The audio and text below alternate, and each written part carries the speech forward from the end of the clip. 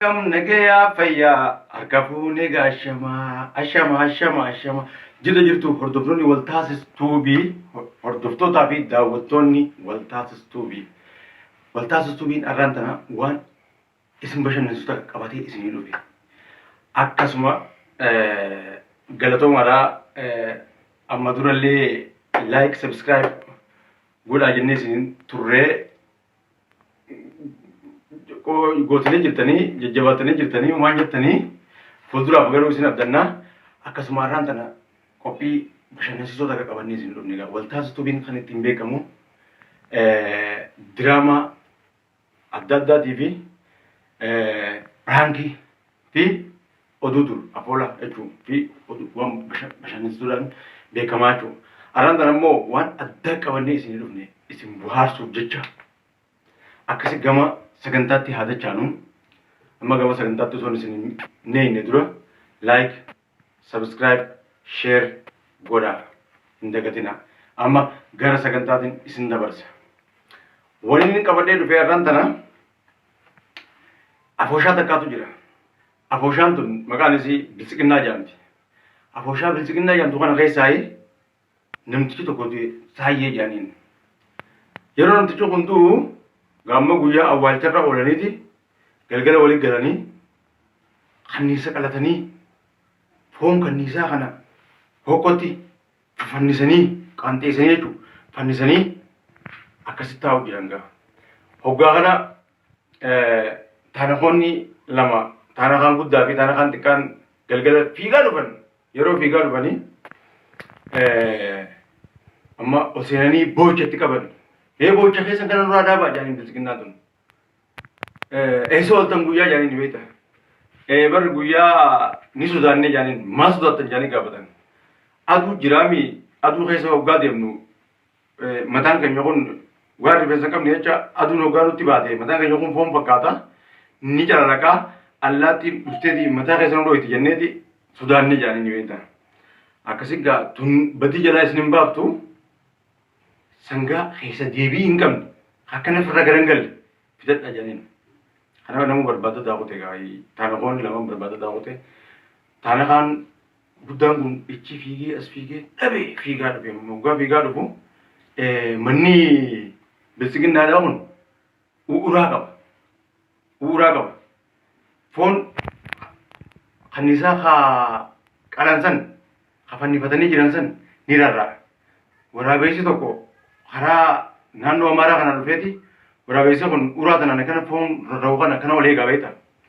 Kana gamma taanakaan guddaan kun fiigaa dhufee taanakaa xiqqaasee waraabessa isin olee guukan taanakaa xiqqaasee harkara darbatee aboo manni kun badii isiniif dhiifna jaammoo isiniif dhiifnu jaan jee harka gubbaarra darbatee waraabessi gisee fuula keessa ilaalu waraabessi albaatii taanakaa balleesse hoo taanakaan dibjee lafatti itti gabbiigan waggaa itti gabbiiganu ammaan tana gaa Homal taate jaaniin gaa gurbaan gaggabee taanakaan guddaan kun akkasi gaa bishaan tana hawdite akkasitti taanakaan xiqqaan fiigaa dhufee maal ta'ee bubennaan gaa waan ta'e tiimanii sababaan itti gaggabee guutti himanuu achi fiigee haraqee fidee haraqee itti naqe hoo isaa afaan baratee jirtu haraqee itti naqe akkasi ka'ee lafaa isa haraqee itti naqe lafaa ka'e kana gaa badii teessanis hin feenu seenaa ol jaaniin ma teessan jechuudha.